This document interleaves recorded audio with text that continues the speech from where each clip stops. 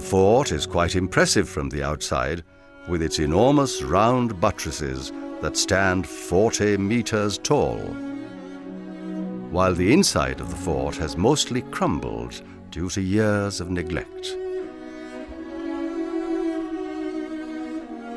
A beautiful mosque built of white marble still stands gracefully outside the walls of the main fort.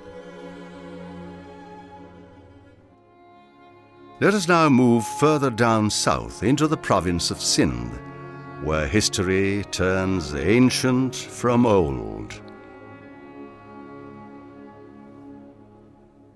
About 4,000 years ago, during the times of the Indus civilization, there flourished a city on the western banks of the river Indus called Mohenjo-daro.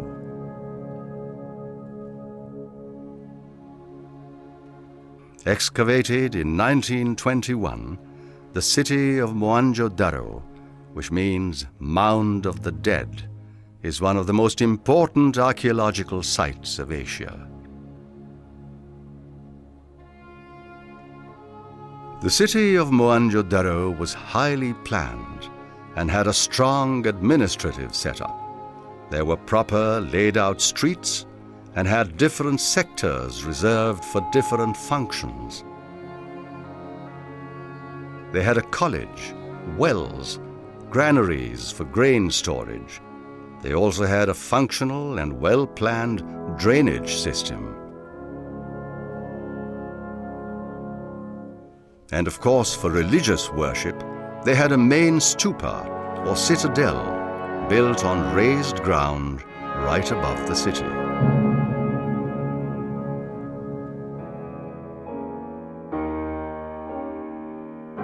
Another Mound of the Dead is to be found only 90 kilometers away from Karachi, close to the town of Thatta. Muckley Hill, or the City of Silence, is supposed to be the largest necropolis in the world, with well over 1 million graves and scores of tombs and mausoleums. The graveyard of Muckley Hill is spread over an area of about 8 kilometers north to south and has been declared a World Heritage Site.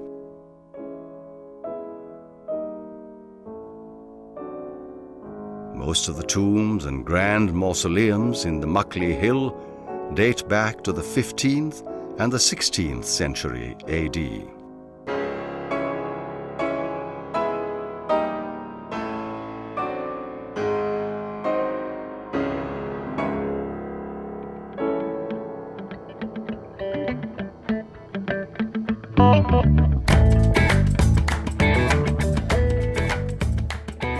We are on the final leg of our journey, traveling on the Makran Coastal Highway that stretches along the coast of the Arabian Sea from the city of Karachi to the port city of Gwadar.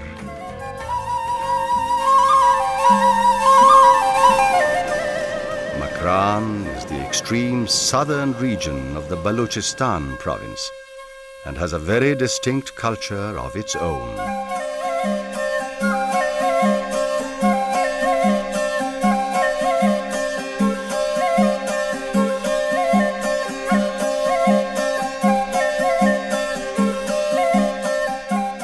The topography of the Makran region is quite diverse and interesting.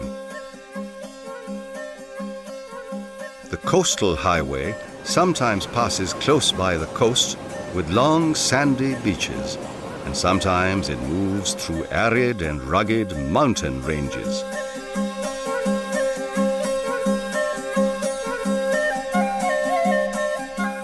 The mountains of Makran are bizarre art galleries of nature, because at times you find natural statues and interesting mountain formations alongside the highway, carved by the natural elements of wind and rain.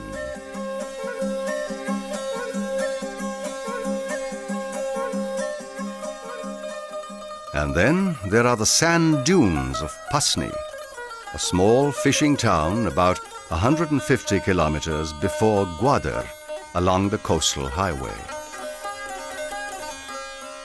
These sand dunes that seemed to have been transported from the Sahara Desert are the highlight of Pasni town. These sand dunes and the deserted beaches of Pasni are its main tourist attraction. The people of the Makran coast are dark-skinned and have African features. They are believed to be the descendants of African slaves brought by Arab merchants to the South Asian subcontinent.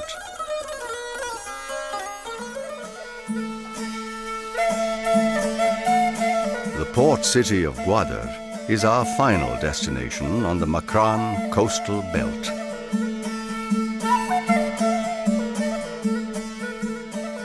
This beautiful city, built on the shores of the Arabian Sea, is a spectacular place to visit with its hammerhead cliff, beautiful sandy beaches, and clean sea waters.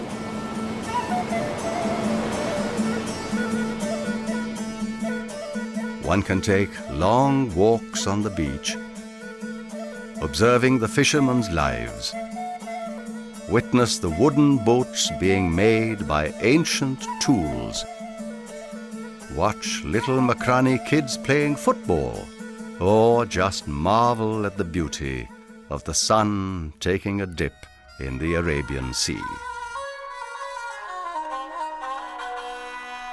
Spectacular bird's-eye views of Gwadar city can be seen from the top of the Hammerhead Cliff.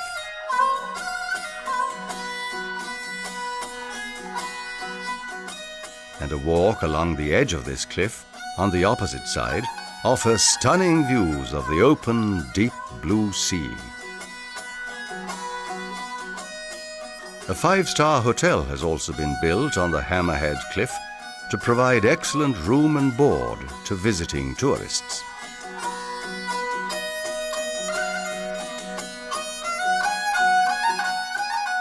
Gwadar is still a sleepy little fishing town, rather than a city that is slowly moving towards development.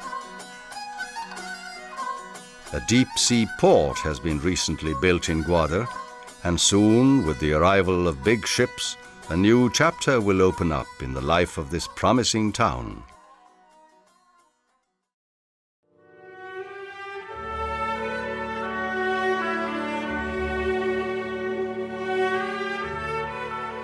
We can use a lot of adjectives to describe the beauty of a land, its people, and its cultures.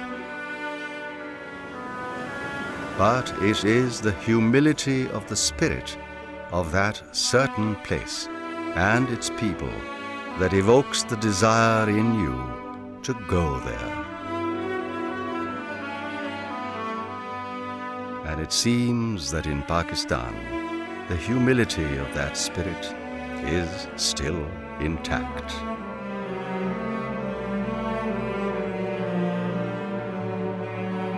We were looking for us, but we found you.